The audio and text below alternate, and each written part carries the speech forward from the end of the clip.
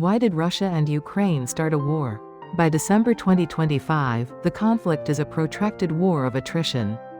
Going on for nearly 4 years, Russia controls roughly 20% of Ukrainian territory, including Crimea and parts of the Donbass. Since the start of 2025, Russia has been gaining, on average, 176 square miles per month. Russia continues to target Ukrainian energy and critical infrastructure, causing widespread blackouts and disrupting essential services. Ukraine's energy infrastructure is operating at a fraction of its pre-invasion capacity. Russia is also conducting cognitive warfare, attempting to convince the West that Ukrainian front lines are collapsing to encourage Ukraine to concede to Russia's demands. The war has resulted in immense casualties, with estimates suggesting hundreds of thousands killed or injured on both sides, and has significant global economic repercussions.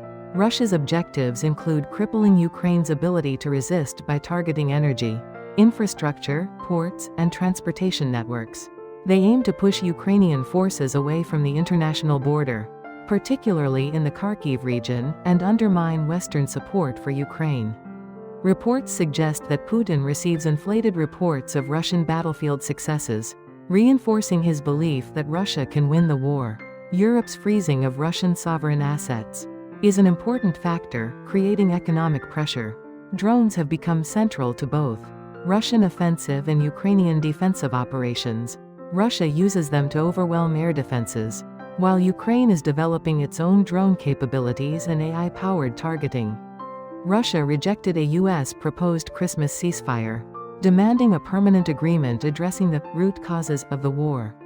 Russia faces logistical challenges in sustaining its offensive, especially during the winter months, and Ukraine is deliberately targeting Russian supply lines. The stability of the Russian regime is a key factor, with some analysts believing the regime has strengthened since the start of the war. Putin exaggerates battlefield reports, creating a false narrative that Ukrainian lines are collapsing. Despite ongoing talks, Moscow has shown little willingness to compromise, continuing to insist on addressing the root causes of the conflict. A major Russian strike on Odessa targeted power stations and transmission lines, causing widespread blackouts. Russian forces conducted limited cross-border attacks in the Sumy and Kharkiv regions, possibly as part of a cognitive warfare campaign. Russian forces likely seized Siversk after months of fighting. Russia increased its troop presence in Ukraine to around 710,000 personnel for a winter offensive. The human cost of the war includes casualties, displacement, and the impact on civilian infrastructure. The economic consequences affect both Ukraine and the world. The war has evolved into a battle of attrition, with drones and economic factors playing a significant role. The future of the conflict remains uncertain.